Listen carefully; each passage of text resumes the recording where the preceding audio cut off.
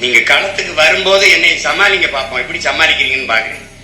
நீ காட்டு பள்ளியில நீ கட்டு பார்ப்போம், நீ தண்ணீரை வித்துறா பார்ப்போம், நீ ஜல்ஜனாது கிழிச்சானா கொண்டாந்து வித்துரு பார்ப்போம்.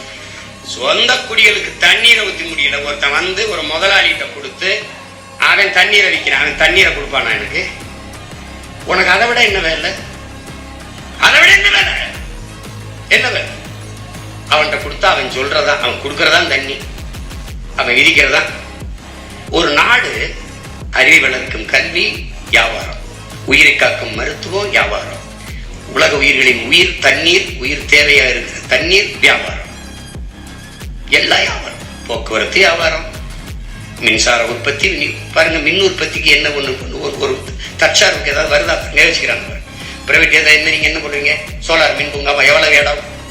எல்லா தொழில்துறைக்கு வாங்க முதலீடு